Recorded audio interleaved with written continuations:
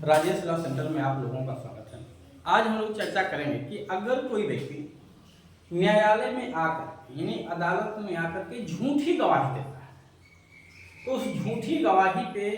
क्या उसके विरुद्ध कार्रवाई की जा सकती है। आरोपी चाहे दोषी ठहराया जाए या वो बरी हो जाए, इससे मतलब नहीं है। अगर किसी व्यक्ति ने अदालत में झूठी गवाही दी तो उसे किस प्रकार से दंडित किया जाए, क्या क्या कानूनी प्रावधान है, इसी पे विशेष रूप से चर्चा करेंगे। एक एक करके पॉइंट पर चर्चा करेंगे। सबसे पहले क्या समझना है आपको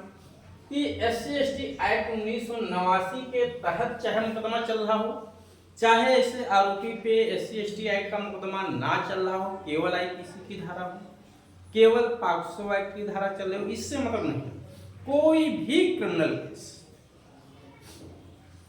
जिसमें अगर कोई व्यक्ति फर्जी गवाही देता है, झूठी गवाही देता है, अक्सर क्या होता है कि जो पीड़ित होता है अगर उसने फर्जी केस दर्ज कराया है या जो आरोपी है वो अपने बचाव में अपने नात रिश्तेदारों को जो घटनास्थल पे थे ही नहीं उनको गवाही देने के लिए बुला लाते हैं, वो क्या गवाही देंगे? वो झूठी गवाही आके दे रहे हैं। अगर कोई व्यक्ति झूठी गवाही दे रहा है किस मामले में, अगर वो SC/ST एक्ट की धारा 31RS हो या इसी को हिंदी में दाधा कहते हैं, 32BA या 32B लगा हो या 31W का खंड 1 हो या 2, कोई भी धारा एक हो, या IPC की धारा 323, 324, 325, 326, 341, 452, 147, 148, 379, 392, 395 हो, 396 हो, 302 हो, 304 हो, 304A हो, 305 हो, 7 हो, 8 हो, 306 हो, या 411 की धारा लगी हो, 417 हो, 420 हो, 500 हो, कोई भी धारा लगी हुई हो, 504 हो, 506 हो, 452 हो, इससे मतलब नहीं, कोई भी धारा लगी। अगर झूठी किसी व्यक्ति ने गवाही दी तो आपको ध्यान रखना उसी समय जिस समय वो अदालत में झूठी गवाही दे रहा है, ये व्यक्ति अदालत में झूठी गवाही दे रहा है, चाहे ये वादी का हो यानी पीड़ित का हो, क्रिमिनल मामला है तो पीड़ित, सिविल मामला है तो वादी का गवाह हो, चाहे सिविल मामला है तो प्रतिवादी का गवाह हो, या आपराधिक मामला है तो आरोपी का गवाह हो, इससे मतलब नहीं है। अगर उस गवाह ने झूठी गवाही दी है तो क्या उस पर लीगल एक्शन लेना है, उसी पे चर्चा करना है। इस पार्टी की जिम्मेदारी, देखिए यहाँ पे क्या है कि झूठी गवाही देने पे 193 का मुकदमा चलता है। अगर कोर्ट में किसी व्यक्ति ने झूठी गवाही दी है तो धारा 193 के तहत झूठा गवाही देना, झूठी साक्ष्य देना, मिथ्या साक्ष्य देना या मिथ्या साक्ष्य गढ़ना 193 में अपराध है। अगर ये न्यायालय के समक्ष साक्ष्य दिया जा रहा तो 7 साल तक का कारावास या 10,000 रुपए तक का जुर्माना अब नई संहिता में कर दिया गया, पुरानी में 7 वर्ष तक का कारावास प्लस जुर्माना है। ऐसी स्थिति में इसपे ये अपराध, ध्यान दीजिएगा, ये अपराधी झूठी गवाही जो दे रहा है, ये झूठी गवाही देना पार्टी के विरुद्ध अपराध नहीं, किसी पक्षकार के खिलाफ ये अपराध नहीं, ये अपराध माननीय अदालत के विरुद्ध, न्यायालय को गुमराह कर रहा है, कोर्ट को झूठी गवाही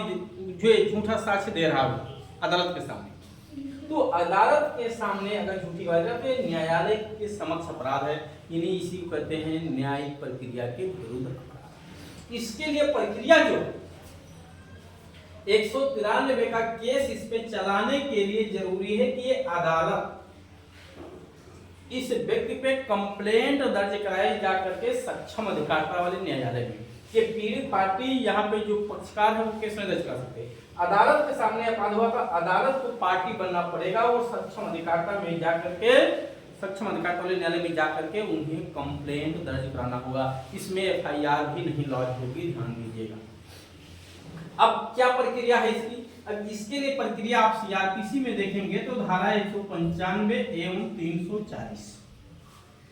यद्यपि 341 भी, 42 भी इसी से जुड़ी हुई धारा है,